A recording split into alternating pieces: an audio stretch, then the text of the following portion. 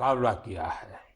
इस दौरान cyclone Amphan आया, साइक्लोन निसर्ग आया, अनेक राज्यों में बाढ़ आई, छोटे बड़े अनेक भूकंप आए, भूस्खलन हुए। अभी अभी पिछले 10 दिनों में ही देश ने फिर 2 बड़े साइक्लोन्स का सामना किया। पश्चिमी तट पर साइक्लोन ताउते और पूर्वी कोस्ट पर साइक्लोन यास। इन दोनों चक्रवातों ने कई राज्यों को प्रभावित किया है। देश और देश की जनता इनसे पूरी ताकत से लड़ी और कम से कम जानहानि सुनिश्चित की। हम अब ये अनुभव करते हैं कि पहले के वर्षों की तुलना में ज्यादा से ज्यादा लोगों की जान बचा पा रहे हैं। विपदा के इस कठिन और असाधारण परिस्थिति में साइक्लोन से प्रभावित हुए सभी राज्यों के लोगों ने जिस प्रकार से साहस का परिचय दिया है, इस संकट की घड़ी में बड़े धैर्य के साथ, अनुशासन के साथ मुकाबला किया है, मैं आदरपूर्वक, हृदयपूर्वक सभी नागरिकों की सराहना करना चाहता हूं। जिन लोगों ने आगे बढ़कर राहत और बचाव के कार्य में हिस्सा लिया, ऐसे सभी लोगों की जितनी सराहना करें उतनी कम है। मैं उन सबको सैल्यूट करता हूं। केंद्र, राज्य सरकारें और स्थानीय प्रशासन सभी एक साथ मिलकर इस आपदा का सामना करने में जुटे हुए हैं। मैं उन सभी लोगों के प्रति अपनी संवेदना व्यक्त करता हूं जिन्होंने अपने करीबियों को खोया है। हम सभी इस मुश्किल घड़ी में उन लोगों के साथ मजबूती से खड़े हैं जिन्होंने इस आपदा का नुकसान झेला है। मेरे प्यारे देशवासियों, चुनौती कितनी ही बड़ी हो, भारत का विजय का संकल्प भी हमेशा उतना ही बड़ा रहा है। देश की सामूहिक शक्ति और हमारे सेवा भाव ने देश को हर तूफान से बाहर निकाला है। हाल के दिनों में हमने देखा है कि कैसे हमारे डॉक्टर्स, नर्सेस और फ्रंटलाइन वॉरियर्स, उन्होंने खुद की चिंता छोड़कर दिन रात काम किया और आज भी कर रहे हैं। इस सब के बीच कई लोग ऐसे भी हैं जिनकी कोरोना की सेकेंड वेव से लड़ने में बहुत बड़ी भूमिका रही है। मुझसे मन की बात के कई श्रोताओं ने नमो ऐप पर और पत्र के द्वारा इन वॉरियर्स के बारे में चर्चा करने का आग्रह किया है। साथियों, जब सेकेंड वेव आई, अचानक से ऑक्सीजन की मांग कई गुना बढ़ गई, तो बहुत बड़ा चैलेंज था। मेडिकल ऑक्सीजन का देश के दूर सुदूर हिस्सों तक पहुंचाना अपने आप में बड़ी चुनौती थी। ऑक्सीजन टैंकर ज्यादा तेज चले, छोटी सी भी भूल हो तो उसमें बहुत बड़े विस्फोट का खतरा होता है। इंडस्ट्रियल ऑक्सीजन का उत्पादन करने वाले काफी प्लांट देश के पूर्वी हिस्सों में हैं। वहां से दूसरे राज्यों में ऑक्सीजन पहुंचाने के लिए भी कई दिन का समय लगता है। देश के सामने आई इस चुनौती में देश की मदद की क्रायोजेनिक टैंकर चलाने वाले ड्राइवर्स ने, ऑक्सीजन एक्सप्रेस ने, एयरफोर्स के पायलट्स ने, ऐसे अनेकों लोगों ने युद्ध स्तर पर काम करके हजारों लाखों लोगों का जीवन बचाया। आज मन की बात में हमारे साथ ऐसे ही एक साथी जुड़ रहे हैं, यूपी के जौनपुर के रहने वाले श्रीमान दिनेश उपाध्याय जी। दिनेश जी, नमस्कार। सर जी प्रणाम। सबसे पहले तो मैं चाहूंगा कि आप जरा अपने बारे में हमें जरूर बताइए। सर, हमारा नाम दिनेश बाबुलनाथ उपाध्याय है। मैं गांव हसनपुर, पोस्ट जमुआ, जिला जौनपुर का निवासी हूं सर। उत्तर प्रदेश से हैं? हाँ सर जी। और सर, हमारा एक लड़का है, 2 लड़की और औरत और माँ बाप। और आप क्या करते हैं? सर, मैं ऑक्सीजन का टैंकर चलाता हूं सर, लिक्विड ऑक्सीजन का। बच्चों की पढ़ाई ठीक से हो रही है? हाँ सर, बच्चों की पढ़ाई हो रही है, लड़कियां भी पढ़ रही हैं दोनों, और मेरा लड़का भी पढ़ रहा है। ये ऑनलाइन पढ़ाई भी ठीक से चलती है उनकी? हाँ सर, अच्छे ढंग से कर रहे हैं। अभी बच्चियां हमारी पढ़ रही हैं, ऑनलाइन में ही पढ़ रही हैं सर। सर, 15 से 17 साल हो गया सर मैं ऑक्सीजन का टैंकर चलाता हूं सर। अच्छा, आप ये 15-17 साल से सिर्फ ऑक्सीजन लेके जाते हैं, तो सिर्फ ट्रक ड्राइवर नहीं है आप, एक प्रकार से लाखों का जीवन बचाने में लगे हैं। सर हमारा काम ही ऐसा है सर ऑक्सीजन टैंकर का कि हमारी जो कंपनी है आयनोक्स कंपनी, वो भी हमारा लोग का बहुत ख्याल करती है और हम लोग कहीं भी जाके ऑक्सीजन खाली करते हैं तो हमें बहुत खुशी मिलती है सर। लेकिन अभी कोरोना के समय में आपकी जिम्मेदारी बहुत बढ़ गई है। हाँ सर, बहुत बढ़ गई है। जब आप अपने ट्रक की ड्राइविंग सीट पर होते हैं तो आपके मन में क्या भाव होता है? पहले की तुलना में क्या अलग अनुभव? काफी दबाव भी रहता होगा, मानसिक तनाव रहता होगा, परिवार की चिंता, कोरोना का माहौल, लोगों की तरफ से दबाव, मांगे, क्या कुछ होता होगा? सर हमें कोई चिंता नहीं होता, हमें खाली यही होता है कि मैं अपना जो कर्तव्य कर रहा हूँ सर जी, वो हम टाइम पे लेके, अगर हमारे ऑक्सीजन से किसी को अगर जीवन मिलता है तो ये हमारे लिए बहुत गौरव की बात है। बहुत उत्तम तरीके से आप अपनी भावना व्यक्त कर रहे हो। अच्छा, ये बताइए, आज जब इस महामारी के समय लोग आपके काम के महत्व को देख रहे हैं, जो शायद पहले इतना नहीं समझा होगा, अब समझ रहे हैं, तो क्या आपके और आपके काम के प्रति उनके नजरिए में परिवर्तन आया है? हाँ सर जी, अभी पहले हम ऑक्सीजन के ड्राइवर कहीं भी जाम में इधर उधर फंसे रहते थे, लेकिन आज के डेट में प्रशासन ने भी हमारा लोग का बहुत हेल्प किया और जहां भी हम जाते हैं, हम भी, हमारे अंदर से एक जिज्ञासा आती है, हम कितने जल्दी पहुंच के लोगों की जान बचाएं सर। चाहे खाना मिले चाहे न मिले, कुछ भी दिक्कत हो, लेकिन हम हॉस्पिटल पहुंचते हैं जब टैंकर लेके और देखते हैं कि हॉस्पिटल वाले हम लोग को वी का इशारा करते हैं, उनके फैमिली लोग जिसके घर वाले एडमिट होते हैं। अच्छा, विक्ट्री का भी बताते हैं? हाँ सर, वी बताते हैं, कोई अंगूठा दिखाता है। हमको बहुत तसल्ली आती है हमारे जीवन में कि हमने कोई अच्छा काम जरूर किया है, जो मुझे ऐसा सेवा करने का अवसर मिला है सर। सारी थकान उतर जाती होगी। हाँ सर, हाँ सर। तो घर आकर के बच्चों से बातें बताते हो आप सब? नहीं सर, बच्चे तो हमारे गांव में रहते हैं, हम तो यहाँ आइनॉक्स एयर प्रोडक्ट में मैं ड्राइवरी करता हूँ। 8-9 महीने के बाद तब घर जाता हूँ। तो कभी फोन पे बच्चों से बात करते होंगे तो? हाँ सर, बराबर होता है। तो उनके मन में रहता होगा, पिताजी जरा संभालिए ऐसे समय? सर जी, वो लोग बोलते हैं पापा काम करो लेकिन अपने सेफ्टी से करो, और हम लोग सर सेफ्टी से काम करते हैं। हमारा मानगांव प्लांट भी है और आइनॉक्स बहुत हमारा लोग का हेल्प करता है। चलिए दिनेश जी, मुझे बहुत अच्छा लगा आपकी बातें सुन करके, और देश को भी लगेगा कि इस कोरोना की लड़ाई में कैसे कैसे किस प्रकार से लोग काम कर रहे हैं। आप 9-9 महीने तक अपने बच्चों को नहीं मिल रहे हैं, परिवार को नहीं मिल रहे हैं, सिर्फ लोगों की जान बच जाए। जब ये देश सुनेगा ना, देश को गर्व होगा कि लड़ाई हम जीतेंगे, क्योंकि दिनेश उपाध्याय जैसे लाखों लाखों ऐसे लोग हैं जो जी जान से जुटे हुए हैं। सर जी, हम लोग कोरोना को किसी ना किसी दिन जरूर हराएंगे सर जी। चलिए दिनेश जी, आपकी ये भावना, यही तो देश की ताकत है। बहुत बहुत धन्यवाद दिनेश जी, और आपके बच्चों को मेरे आशीर्वाद कहिएगा। ठीक है, धन्यवाद। प्रणाम। धन्यवाद। साथियों, जैसा कि दिनेश जी बता रहे थे, वाकई जब एक टैंकर ड्राइवर ऑक्सीजन लेकर अस्पताल पहुंचते हैं तो ईश्वर के भेजे गए दूत ही लगते हैं। हम समझ सकते हैं कि ये काम कितनी जिम्मेदारी का होता है और इसमें कितना मानसिक दबाव भी होता है। साथियों, चुनौती के इसी समय में ऑक्सीजन के ट्रांसपोर्टेशन को आसान करने के लिए भारतीय रेल भी आगे आई है। ऑक्सीजन एक्सप्रेस, ऑक्सीजन रेल ने सड़क पर चलने वाले ऑक्सीजन टैंकर से कहीं ज्यादा तेजी से, कहीं ज्यादा मात्रा में ऑक्सीजन देश के कोने कोने में पहुंचाई। माताओं बहनों को यह सुनकर गर्व होगा कि एक ऑक्सीजन एक्सप्रेस तो पूरी तरह महिलाएं ही चला रही हैं। देश की हर नारी को इस बात का गर्व होगा। इतना ही नहीं, हर हिंदुस्तानी को गर्व होगा।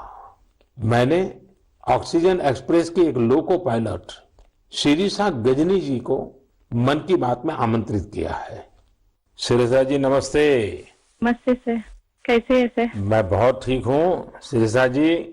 मैंने सुना है कि आप तो रेलवे पायलट के रूप में काम कर रही है, और मुझे बताया गया कि आपकी पूरी महिलाओं की टोली ये ऑक्सीजन एक्सप्रेस को चला रही है। शिरीषा जी, आप बहुत ही शानदार काम कर रही हैं। कोरोना काल में आपकी तरह अनेक महिलाओं ने आगे आकर कोरोना से लड़ने में देश को ताकत दी है। आप भी नारी शक्ति का एक बहुत बड़ा उदाहरण है।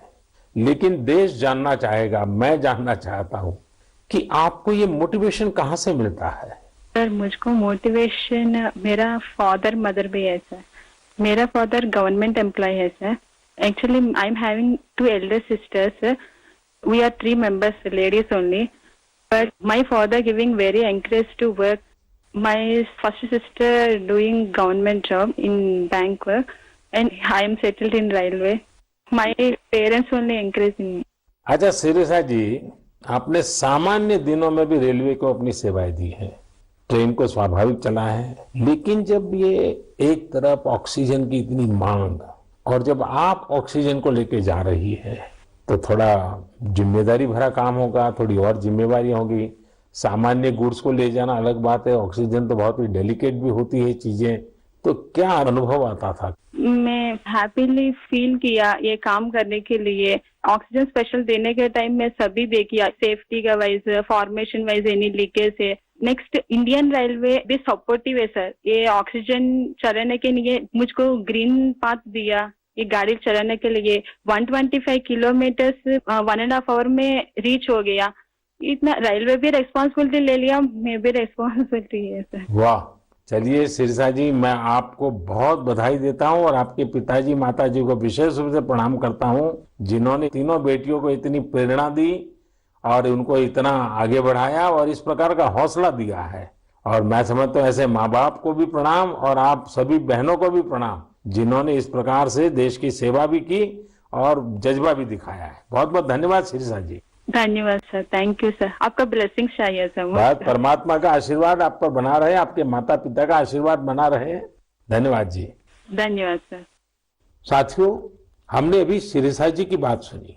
उनके अनुभव प्रेरणा भी देते हैं, भावुक भी करते हैं। वास्तव में ये लड़ाई इतनी बड़ी है कि इसमें रेलवे की ही तरह हमारा देश जल, थल, नभ तीनों मार्गों से काम कर रहा है।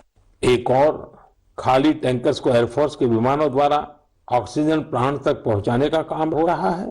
दूसरी ओर नए ऑक्सीजन प्लांट बनाने का काम भी पूरा किया जा रहा है। साथ ही विदेशों से ऑक्सीजन, ऑक्सीजन कंसंट्रेटर्स और क्रायोजेनिक टैंकर्स भी देश में लाए जा रहे हैं। इसलिए इसमें नेवी भी लगी, एयरफोर्स भी लगी, आर्मी भी लगी और डीआरडीओ जैसी हमारी संस्थाएं भी जुटी हैं। हमारे कितने ही वैज्ञानिक, इंडस्ट्री के एक्सपर्ट्स और टेक्नीशियन भी युद्ध स्तर पर काम कर रहे हैं। इन सब के काम को जानने की, समझने की जिज्ञासा सभी देशवासियों के मन में है। इसलिए हमारे साथ हमारी एयरफोर्स के ग्रुप कैप्टन पटनायक जी जुड़ रहे हैं। पटनायक जी, जय हिंद। सर जय हिंद। सर मैं ग्रुप कैप्टन ए.के. पटनायक हूँ, वायुसेना स्टेशन हिंडन से बात कर रहा हूँ। पटनायक जी, कोरोना से लड़ाई के दौरान आप बहुत बड़ी जिम्मेवारी संभाल रहे हैं। दुनिया भर में जाकर के टैंकर लाना, टैंकर यहाँ पहुंचाना। मैं जानना चाहूंगा कि एक फौजी के नाते एक अलग प्रकार का काम आपने किया है। मरने मारने के लिए दौड़ना होता है, आज आप जिंदगी बचाने के लिए दौड़ रहे हैं। कैसा अनुभव हो रहा है? सर इस संकट के समय में हमारे देशवासियों को मदद कर सकते हैं, ये हमारे लिए बहुत ही सौभाग्य का काम है सर। और ये जो भी हमें मिशंस मिले हैं, हम बखूबी से उसको निभा रहे हैं। हमारी ट्रेनिंग और सपोर्ट सर्विसेज जो है हमारी पूरी मदद कर रहे हैं। और सबसे बड़ी चीज है सर, इसमें जो हमें जॉब सेटिस्फैक्शन मिल रही है वो बहुत ही हाई लेवल पे है और इसी की वजह से हम कंटिन्यूअस ऑपरेशंस कर पा रहे हैं। कैप्टन, आप इन दिनों जो प्रयास किए हैं और वो भी कम से कम समय में सब कुछ करना पड़ा है, उसमें अभी इन दिनों क्या रहा आपका? सर पिछले 1 महीने से हम कंटिन्यूअसली ऑक्सीजन टैंकर्स और liquid oxygen containers domestic destination और इंटरनेशनल डेस्टिनेशन दोनों से उठा रहे हैं सर। करीब 1600 सॉर्टी से ज्यादा एयरफोर्स कर चुकी है और 3000 से ज्यादा घंटे हम उड़ चुके हैं। करीब 160 इंटरनेशनल मिशन कर चुके हैं। इस वजह से हम हर जगह से ऑक्सीजन टैंकर्स जो पहले अगर डोमेस्टिक में 2 से 3 दिन लगते थे, हम उसको 2 से 3 घंटे में एक जगह से दूसरी जगह पहुंचा सकते हैं सर। और इंटरनेशनल मिशंस में भी with in 24 hours continuous round the clock operations करके पूरी एयरफोर्स इसमें लगी हुई है कि जितनी जल्दी हो सके हम जितने ज्यादा टैंकर ला सके और देश की मदद कर सके सर। कैप्टन, आपको इंटरनेशनल में अभी कहाँ कहाँ दौड़ भागना पड़ा? सर शॉर्ट नोटिस पे हमें सिंगापुर, दुबई, बेल्जियम, जर्मनी और यूके, ये सब जगह पे different fleets of the Indian air force sir, IL-76, C-17 और बाकी सारे विमान गए थे, C-130, जो बहुत ही शॉर्ट नोटिस पे ये मिशन प्लान करके हमारी ट्रेनिंग और जोश की वजह से हम टाइमली इन मिशन को कंप्लीट कर पाए सर। देखिए, इस बार देश गर्व अनुभव करता है कि जल हो, थल हो, नभ हो, हमारे सारे जवान इस कोरोना के खिलाफ लड़ाई में लगे हैं और कैप्टन आपने भी बहुत बड़ी जिम्मेवारी निभाई है, तो मैं आपको भी बहुत बधाई देता हूं। Sir thank you so much sir, हम अपनी पूरी कोशिश में जी जान के साथ लगे हुए हैं और मेरी बेटी भी मेरे साथ है सर, अदिति। अरे वाह नमस्ते मोदी जी। नमस्ते बेटी, नमस्ते। अदिति, आप कितने साल की हैं? मैं 12 साल की हूँ और मैं क्लास 8 में पढ़ती हूँ। तो ये पिताजी बाहर जाते हैं, यूनिफॉर्म में रहते हैं। हाँ, उनके लिए मुझे बहुत प्राउड लगता है, बहुत गर्व महसूस होता है कि वो इतना सब महत्वपूर्ण काम कर रहे हैं। जो सारे कोरोना पीड़ित लोग हैं उनकी मदद इतनी ज्यादा कर रहे हैं और इतने सारे देशों से ऑक्सीजन टैंकर्स ला रहे हैं, कंटेनर्स ला रहे हैं। लेकिन बेटी तो पापा को बहुत मिस करती है ना? हाँ, मैं बहुत मिस करती हूँ उन्हें। वो आजकल ज्यादा घर पे रह भी नहीं पा रहे हैं क्योंकि इतने सारे इंटरनेशनल फ्लाइट्स में जा रहे हैं और कंटेनर्स और टैंकर्स उनके प्रोडक्शन प्लांट्स तक पहुंचा रहे हैं ताकि जो कोरोना पीड़ित लोग हैं उनको टाइमली ऑक्सीजन मिल सके और उनकी जान बच सके। तो बेटा, ये जो ऑक्सीजन के कारण लोगों की जान बचाने वाला काम तो अब घर घर में लोगों को पता चला है। जब तुम्हारे फ्रेंड सर्कल, तुम्हारे साथी स्टूडेंट जानते होंगे कि तुम्हारे पिताजी ऑक्सीजन की सेवा में लगे हैं, तो तुम्हारे प्रति भी बड़े आदर से देखते होंगे वो लोग। हाँ, मेरे सारे फ्रेंड्स भी बोलते हैं कि तुम्हारे पापा इतना ज्यादा इम्पोर्टेंट काम कर रहे हैं और तुम्हें भी बहुत प्राउड लगता होगा। और तब मुझे इतना ज्यादा गर्व अनुभव होता है। और मेरी जो सारी फैमिली है, मेरे नाना नानी, दादी, सब लोग भी मेरे पापा के लिए बहुत प्राउड है। मेरी मम्मी, और वो लोग भी डॉक्टर्स हैं, वो लोग भी दिन रात काम कर रहे हैं। और सारी आर्म फोर्सेस, मेरे पापा के सारे स्क्वाड्रन के अंकल्स और सारी जो फोर्सेस हैं, सब लोग, सारी सेना बहुत काम कर रही है। और मुझे यकीन है कि सबकी कोशिशों के साथ हम लोग कोरोना से ये लड़ाई जरूर जीतेंगे। हमारे यहाँ कहते हैं कि बेटी जब बोलती है ना तो उसके शब्दों में सरस्वती विराजमान होती है, और जब अदिति बोल रही है कि हम जरूर जीतेंगे तो एक प्रकार से ये ईश्वर की वाणी बन जाती है। अच्छा अदिति, अभी तो ऑनलाइन पढ़ती होगी? हाँ, अभी तो हमारे सारे ऑनलाइन क्लासेस चल रहे हैं और अभी हम लोग घर पे भी सारे फुल प्रिकॉशंस ले रहे हैं। और कहीं अगर बाहर जाना है तो फिर डबल मास्क पहन के और सब कुछ सारे प्रिकॉशंस और पर्सनल हाइजीन मेंटेन कर रहे हैं, सब चीजों का ध्यान रख रहे हैं। अच्छा बेटा, तुम्हारी क्या हॉबीज है, क्या पसंद है? मेरी हॉबीज है कि मैं स्विमिंग और बास्केटबॉल करती हूँ, पर अभी तो वो थोड़ा बंद हो गया है। और इस लॉकडाउन और कोरोना वायरस के दौरान मैंने बेकिंग और कुकिंग का बहुत ज्यादा मुझे शौक है। और मैं अभी सारे बेकिंग और कुकिंग करके, जब पापा इतना सारा काम करके आते हैं तो मैं उनके लिए कुकीज और केक बनाती हूँ। वाह वाह वाह। चलिए बेटा, बहुत दिनों के बाद तुम्हें पापा के साथ समय बिताने का मौका मिला है, बहुत अच्छा लगा। और कैप्टन, आपको भी मैं बहुत बधाई देता हूँ। लेकिन जब मैं कैप्टन को बधाई देता हूँ, मतलब सिर्फ आपको ही नहीं, सारे हमारे फोर्सेस, जल थल नभ, जिस प्रकार से जुटे हुए हैं, मैं सबको सैल्यूट करता हूँ। धन्यवाद भैया। Thank you sir. साथियों, वाकई हमारे इन जवानों ने, इन वॉरियर्स ने जो काम किया है, इसके लिए देश इन्हें सैल्यूट करता है। इसी तरह लाखों लोग दिन रात जुटे हुए हैं। जो काम वो कर रहे हैं वो उनके रूटीन काम का हिस्सा नहीं है। इस तरह की आपदा तो दुनिया पर 100 साल बाद आई है, एक शताब्दी के बाद इतना बड़ा संकट। इसलिए इस तरह के काम का किसी के पास कोई भी अनुभव नहीं था। इसके पीछे देश सेवा का जज्बा है और एक संकल्प शक्ति है। इसी से देश ने वो काम किया है जो पहले कभी नहीं हुआ। आप अंदाजा लगा सकते हैं, सामान्य दिनों में हमारे यहाँ एक दिन में 900 metric ton liquid medical oxygen का प्रोडक्शन होता था। अब ये 10 गुना से भी ज्यादा बढ़कर करीब करीब 9,500 मीट्रिक टन प्रतिदिन उत्पादन हो रहा है। इस ऑक्सीजन को हमारे वॉरियर्स देश के दूर सुदूर कोने तक पहुंचा रहे हैं। मेरे प्यारे देशवासियों, ऑक्सीजन पहुंचाने के लिए देश में इतने प्रयास हुए, इतने लोग जुटे, एक नागरिक के तौर पर ये सारे कार्य प्रेरणा देते हैं। एक टीम बनकर हर किसी ने अपना कर्तव्य निभाया है। मुझे बेंगलुरु से उर्मिला जी ने कहा है कि उनके पति लैब टेक्नीशियन है और ये भी बताया है कि कैसे इतनी चुनौतियों के बीच वो लगातार टेस्टिंग का काम करते रहे हैं। साथियों, कोरोना की शुरुआत में देश में केवल एक ही टेस्टिंग लैब थी, लेकिन आज 2,500 से ज्यादा लैब्स काम कर रही हैं। शुरू में कुछ 100 टेस्ट एक दिन में हो पाते थे, अब 20 लाख से ज्यादा टेस्ट एक दिन में होने लगे हैं। अब तक देश में 33 करोड़ से ज्यादा सैंपल की जांच की जा चुकी है। ये इतना बड़ा काम इन साथियों की वजह से ही संभव हो रहा है। कितने ही फ्रंटलाइन वर्कर्स सैंपल कलेक्शन के काम में लगे हुए हैं। संक्रमित मरीजों के बीच जाना, उनका सैंपल लेना, ये कितनी सेवा का काम है। अपने बचाव के लिए इन साथियों को इतनी गर्मी में भी लगातार पीपीई किट पहन के ही रहना पड़ता है। इसके बाद ये सैंपल लैब में पहुंचता है। इसलिए जब मैं आप सबके सुझाव और सवाल पढ़ रहा था तो मैंने तय किया कि हमारे इन साथियों की भी चर्चा जरूर होनी चाहिए। इनके अनुभवों से हमें भी बहुत कुछ जानने को मिलेगा। तो आइए, दिल्ली में एक लैब टेक्नीशियन के तौर पर काम करने वाले हमारे साथी प्रकाश कांडपाल जी से बात करते हैं। प्रकाश जी नमस्कार। नमस्कार आदरणीय प्रधानमंत्री जी।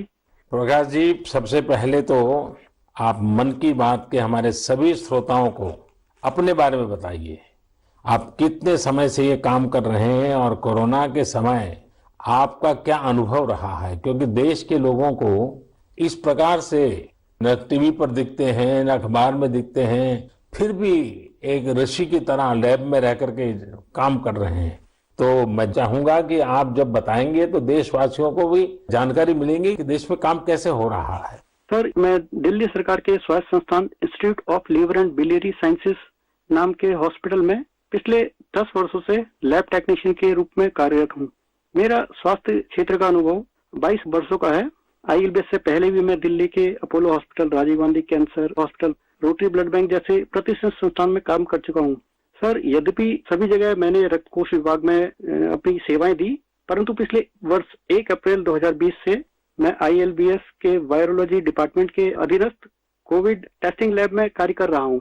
निस्संदेह कोविड महामारी में स्वास्थ्य एवं स्वास्थ्य से संबंधित सभी साधन संसाधनों पर अत्यधिक दबाव पड़ा, पर मैं इस संघर्ष के दौर को निजी तौर पर इसमें ऐसा अवसर मानता हूँ जब राष्ट्र, मानवता, समाज हमसे अधिक उत्तरदायित्व, सहयोग, हमसे अधिक सामर्थ्य और हमसे अधिक क्षमता के प्रदर्शन की अपेक्षा करता है और आशा करता है। और सर, जब हम राष्ट्र के, मानवता के, समाज की अपेक्षा के और आशा के अनुरूप अपने स्तर पर, जो कि एक बूंद के बराबर है, हम उस पर काम करते हैं, खरा उतरते हैं, तो एक गौरव की अनुभूति होती है। कभी जब हमारे घर वाले भी आशंकित होते हैं या थोड़ा उन्हें भय लगता है, तो ऐसे अवसर पे उनको स्मरण कराता हूँ कि हमारे देश के जवान, जो कि सदैव ही परिवार से दूर सीमाओं पर विषम और असामान्य परिस्थितियों में देश की रक्षा कर रहे हैं, उनकी तुलना में तो हमारा जोखिम जो है कम है, बहुत कम है। तो वो भी इस चीज को समझते हैं और मेरे साथ में एक तरह से वो भी सहयोग करते हैं और वो भी इस आपदा में समान रूप से जो भी सहयोग है उसमें अपनी सहभागिता निभाते हैं। प्रकाश जी, एक तरफ सरकार सबको कह रही है कि दूरी रखो, दूरी रखो, कोरोना में एक दूसरे से दूर रहो, और आपको तो सामने से होकर के कोरोना के जीवाणुओं के बीच में रहना ही पड़ता है, सामने से जाना पड़ता है। तो ये अपने आप में जिंदगी को संकट में डालने वाला मामला रहता है, तो परिवार को चिंता होना बहुत स्वाभाविक है। लेकिन फिर भी ये लैब टेक्नीशियन का काम सामान्य संजोगों में एक है और ऐसी पेंडेमिक स्थिति में दूसरा है, और वो आप कर रहे हैं तो काम के घंटे भी बहुत बढ़ गए होंगे, रात रात लैब में निकालना पड़ता होगा क्योंकि इतना करोड़ों लोगों का टेस्टिंग हो रहा है तो बोझ भी बड़ा होगा। लेकिन अपनी सुरक्षा के लिए भी सावधानी रखते हैं कि नहीं रखते हैं? बिल्कुल रखते हैं सर। हमारे ILBS की जो लैब है वो WHO से मान्यता प्राप्त है, तो जो सारे प्रोटोकॉल हैं वो इंटरनेशनल स्टैंडर्ड के हैं।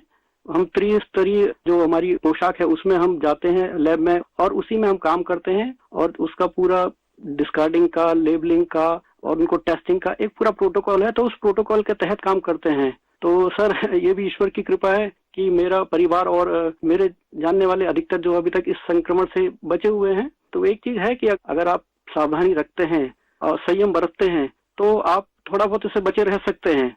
प्रकाश जी, आप जैसे हजारों लोग पिछले 1 साल से लैब में बैठे हैं और इतनी जहमत कर रहे हैं, इतने लोगों को बचाने का काम कर रहे हैं जो देश आज जान रहा है। लेकिन प्रकाश जी, मैं आपके माध्यम से आपकी बिरादरी के सभी साथियों को हृदयपूर्वक धन्यवाद करता हूं, देशवासियों की तरफ से धन्यवाद करता हूं। और आप स्वस्थ रहिए, आपका परिवार स्वस्थ रहे, मेरी बहुत शुभकामनाएं हैं। धन्यवाद प्रधानमंत्री जी, मैं आपका बहुत बहुत आभारी हूँ कि आपने मुझे अवसर प्रदान किया। धन्यवाद भैया। साथियों, एक प्रकार से बात तो मैंने भाई प्रकाश जी से की है, लेकिन उनकी बातों में हजारों लैब टेक्नीशियंस की सेवा की सुगंध हम तक पहुंच रही है। इन बातों में हजारों लाखों लोगों का सेवा भाव तो दिखता ही है।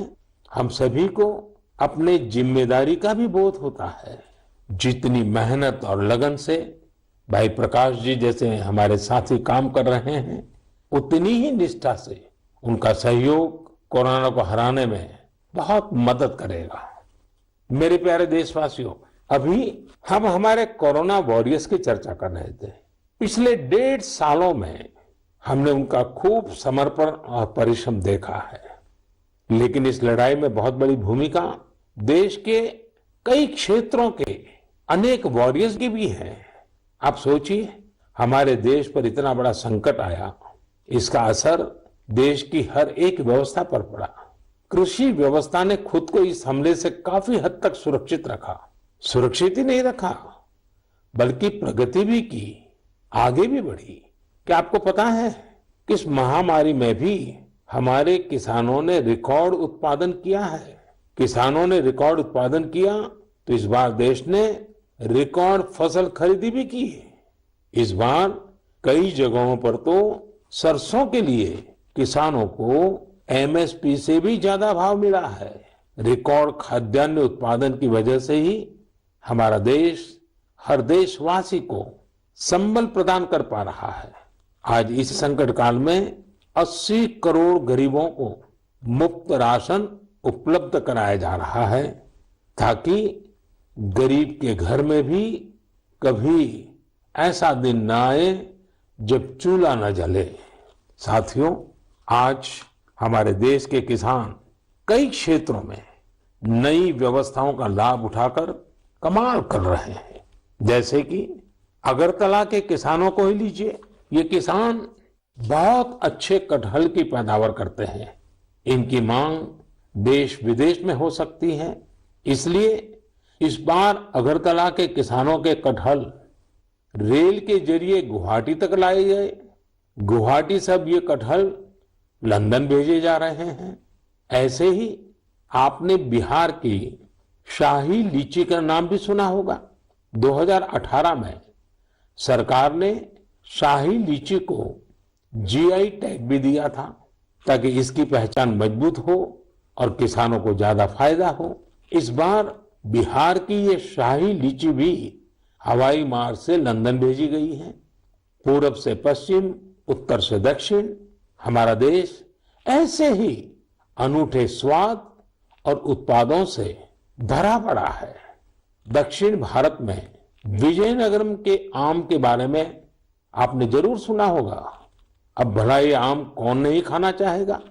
इसलिए अब किसान रेल सैकड़ों टन विजयनगरम आम दिल्ली पहुंचा रही है। दिल्ली और उत्तर भारत के लोगों को विजयनगरम आम खाने को मिलेगा और विजयनगरम के किसानों को अच्छी कमाई होगी। किसान रेल अब तक करीब करीब 2 लाख टन उपज का परिवहन कर चुकी है।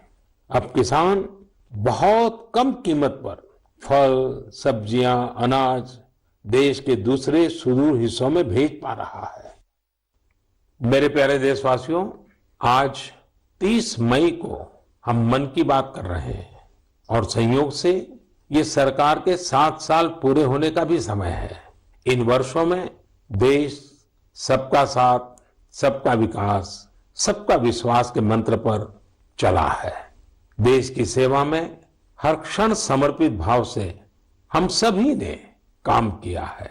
मुझे कई साथियों ने पत्र भेजे हैं और कहा है कि मन की बात में 7 साल की हमारी आपकी इस साझी यात्रा पर भी चर्चा करूं। साथियों, इन 7 वर्षों में जो कुछ भी उपलब्धि रही है वो देश की रही है, देशवासियों की रही है। कितने ही राष्ट्रीय गौरव के क्षण हमने इन वर्षों में साथ मिलकर अनुभव किए हैं। जब हम ये देखते हैं कि अब भारत दूसरे देशों की सोच और उनके दबाव में नहीं, अपने संकल्प से चलता है, तो हम सबको गर्व होता है। जब हम देखते हैं कि अब भारत अपने खिलाफ साजिश करने वालों को मुंहतोड़ जवाब देता है, तो हमारा आत्मविश्वास और बढ़ता है। जब भारत राष्ट्रीय सुरक्षा के मुद्दों पर समझौता नहीं करता, जब हमारी सेनाओं की ताकत बढ़ती है, तो हमें लगता है कि हाँ, हम सही रास्ते पर हैं। साथियों, मुझे कितने ही देशवासियों के संदेश, उनके पत्र देश के कोने कोने से मिलते हैं। कितने ही लोग देश को धन्यवाद देते हैं कि 70 साल बाद उनके गांव में पहली बार बिजली पहुंची है। उनके बेटे बेटियां उजाले में, पंखे में बैठ करके पढ़ रहे हैं। कितने ही लोग कहते हैं कि हमारा भी गांव अब पक्की सड़क से शहर से जुड़ गया है। मुझे याद है, एक आदिवासी इलाके से कुछ साथियों ने मुझे संदेश भेजा था कि सड़क बनने के बाद पहली बार उन्हें ऐसा लगा कि वो भी बाकी दुनिया से जुड़ गए हैं। ऐसे ही कहीं कोई बैंक खाता खोलने की खुशी साझा करता है, तो कोई अलग अलग योजनाओं की मदद से जब नया रोजगार शुरू करता है, तो उस खुशी में मुझे भी आमंत्रित करता है। प्रधानमंत्री आवास योजना के तहत घर मिलने के बाद गृह प्रवेश के आयोजन में कितने ही निमंत्रण मुझे हमारे देशवासियों की ओर से लगातार मिलते रहते हैं। इन 7 सालों में आप सबकी ऐसी करोड़ों खुशियों में मैं शामिल हुआ हूं। अभी कुछ दिन पहले ही मुझे गांव से एक परिवार ने जल जीवन मिशन के तहत घर में लगे पानी के नल की एक फोटो भेजी। उन्होंने इस फोटो का कैप्शन लिखा था, मेरे गांव की जीवन धारा। ऐसे कितने ही परिवार हैं। आजादी के बाद 7 दशकों में हमारे देश के केवल 3.5 करोड़ ग्रामीण घरों में ही पानी के कनेक्शन थे, लेकिन पिछले 21 महीनों में ही 4.5 करोड़ घरों को साफ पानी के कनेक्शन दिए गए हैं। इनमें से 15 महीने तो कोरोना काल के ही थे। इसी तरह का एक नया विश्वास देश में आयुष्मान योजना से भी आया है। जब कोई गरीब मुफ्त इलाज से स्वस्थ होकर घर आता है, तो उसे लगता है कि उसे नया जीवन मिला है। उसे भरोसा होता है कि देश उसके साथ है। ऐसे कितने ही परिवारों का आशीर्वचन, करोड़ों माताओं का आशीर्वाद लेकर हमारा देश मजबूती के साथ विकास की ओर अग्रसर है। साथियों, इन 7 सालों में भारत ने डिजिटल लेन देन में दुनिया को नई दिशा दिखाने का काम किया है।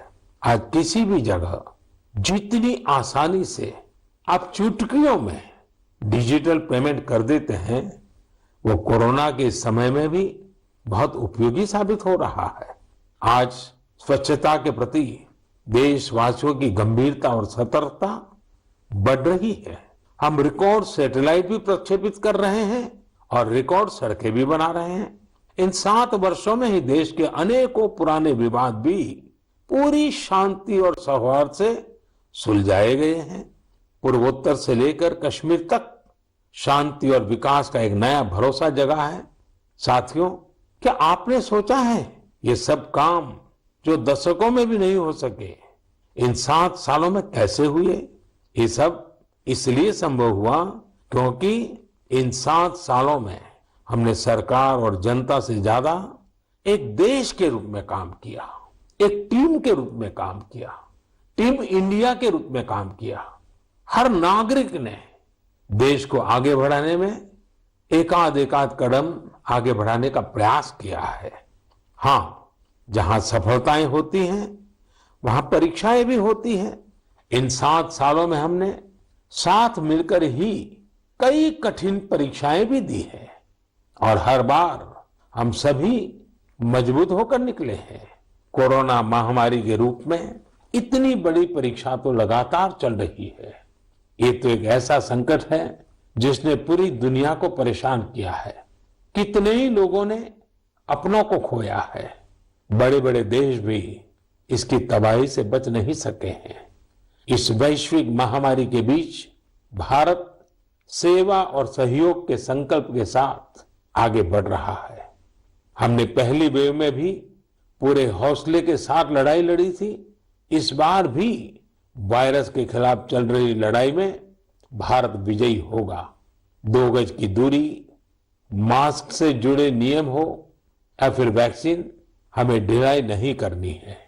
यही हमारी जीत का रास्ता है। अगली बार जब हम मन की बात में मिलेंगे तो देशवासियों के कई और प्रेरणादायक उदाहरणों पर बात करेंगे और नए विषयों पर चर्चा करेंगे। आप अपने सुझाव मुझे ऐसे ही भेजते रहिए। आप सभी स्वस्थ रहिए, देश को इसी तरह आगे बढ़ाते रहिए। बहुत बहुत धन्यवाद।